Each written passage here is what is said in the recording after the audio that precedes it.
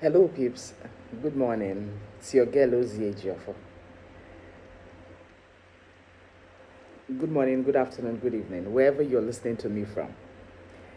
I needed to do this video. If you're my friend and please, I don't check on you. Pardon me. I don't know. For some reason, I'm not so good at that. And it's a very bad habit. Please, forgive me. Consistently check on me. Don't relent. Maybe because I don't check on you, then you will just dump me like that. Please, don't be really sad. Just check on me. Let me give you a story. It's important that we continually check on ourselves. Very important. I had a friend, Zingak Dimka. When I was active in basketball, he taught me basketball. And he constantly wrote me when I was looking for admission in Nsukka. I got his letters in my house. I read, I reply, he gets. So suddenly, we lost communication when I eventually got admission in ASUT.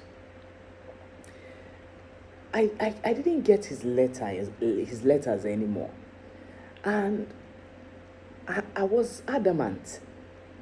In fact, some of his letters I kept so dearly because I felt really bad knowing that Zingak was dead.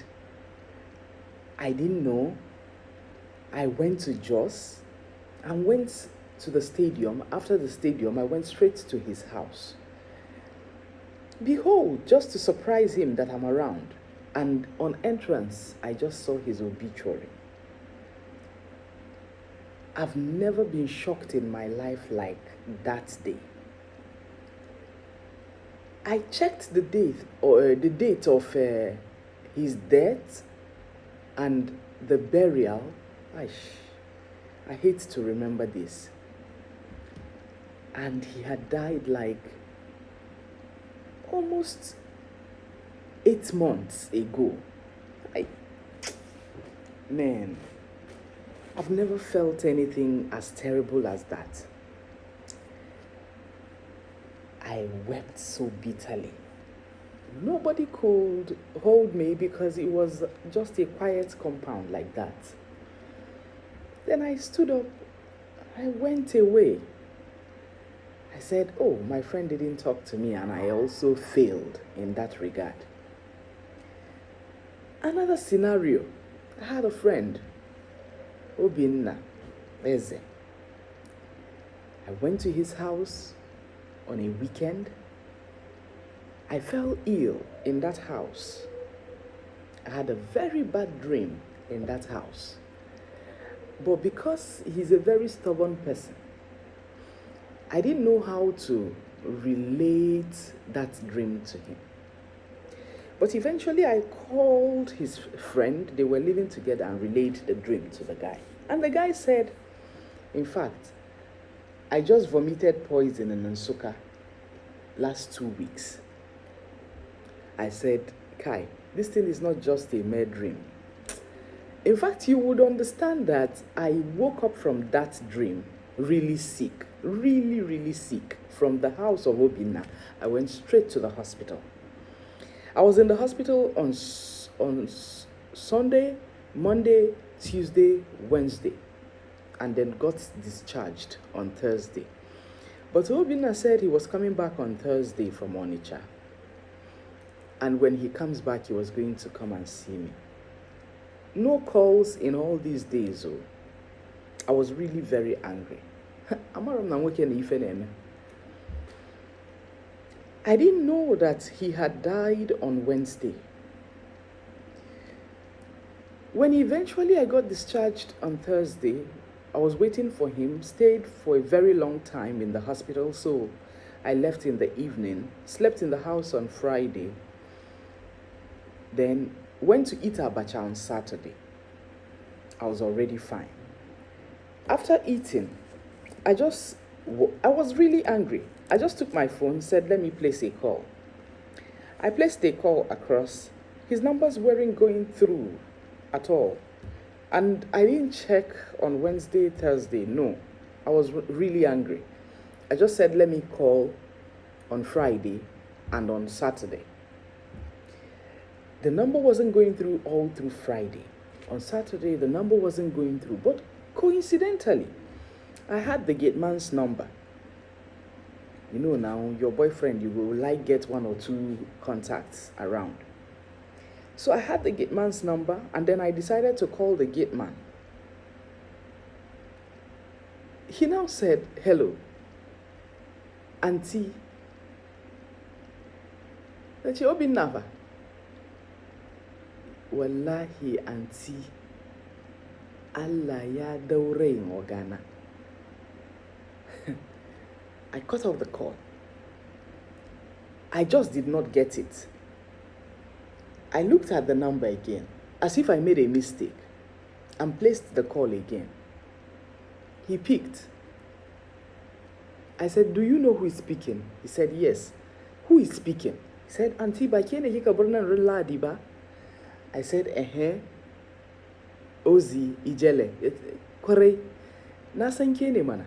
That he knows it's me. I said, me kache yenzu. What did you say now? He said, Wallahi auntie, ogana ya mutu.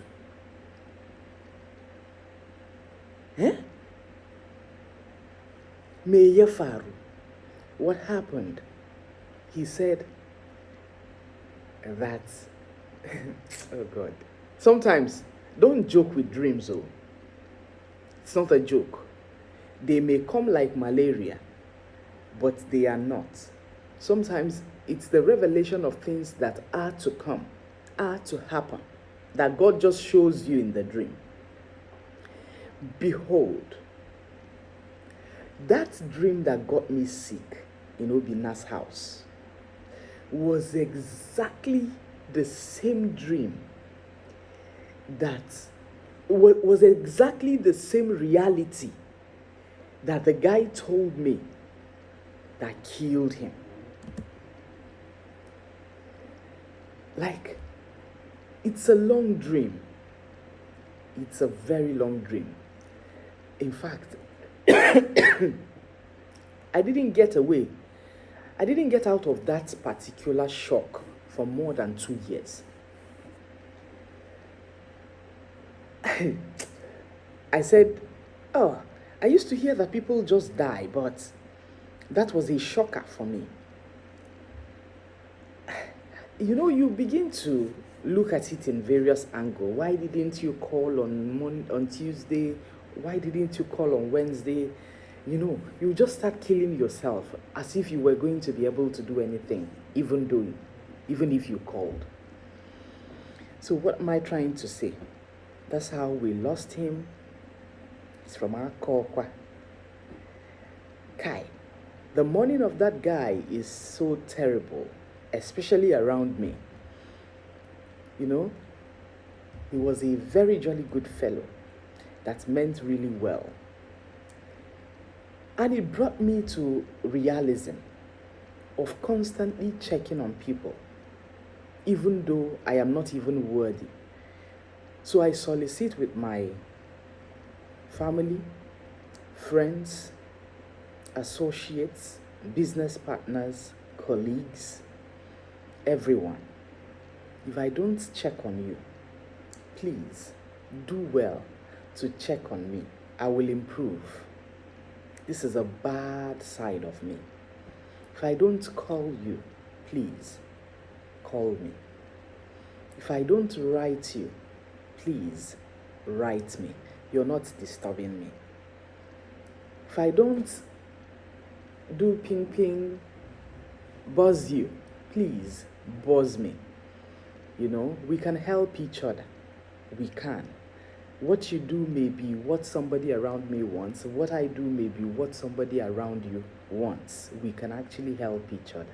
So people, I will also solicit that we constantly check on people, check on others, call your family members, know how they are doing, check on your brothers and sisters, check on your friends and relatives, check on your town people, check what's happening around you, check on your neighbors. You know, I don't know how many people are living around, but all I know is I will cook food and share. but I don't know whom I am giving the food. And it's not so good because something can be happening to you in your home.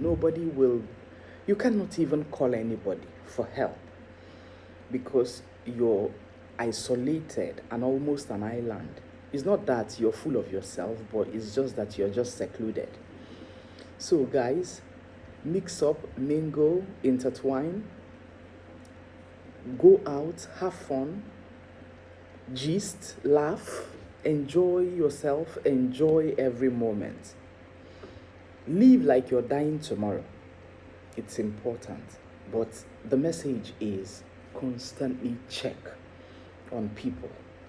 It's very, very important. The person you're angry that is not checking on you may be in serious trouble.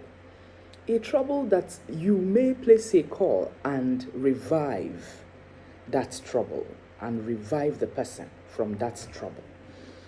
So, sometimes silence may be golden, but not all the time. I solicit with people to constantly check. I solicit with owners of businesses to constantly check on their workers as well. If you don't see a worker, check on the person. You may never know what the person is going through or passing through at that point that you're not seeing him or her.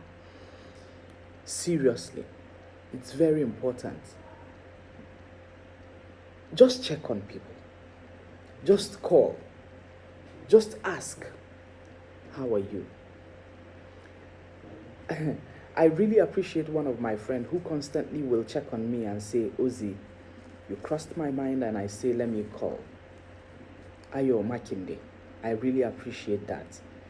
You know, once you hold someone dear, just place a call. Don't wait for the person to be the one that is constantly checking on you. Please, it's important. So this touched my heart. I just remembered my late friends, and my heart broke, really. You know, I'm not doing so well. The same thing with AGK Onuzurike. I went for his mother's burial, came back and never spoke with him. He stayed in the village for 3 months, and on the 4th month, he died. I didn't know.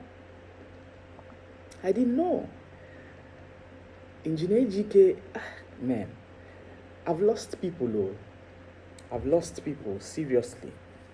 Ejike Onuzurike is one person that also have died that I did not check on. And I wished there's a way I could apologize to all these my friends that have really been there for me that I wasn't even there for, you know, to even know what's happening to them, you know. I don't know how to say this further, but the conclusion is just constantly check on people. Constantly ask them how they're doing. Constantly know how they're faring. Sometimes they are not even burdens. They are not begging you for anything. They are not even asking you for anything. They just want to know how you're doing. Just check on people. My name is Ozioma Ejiofor.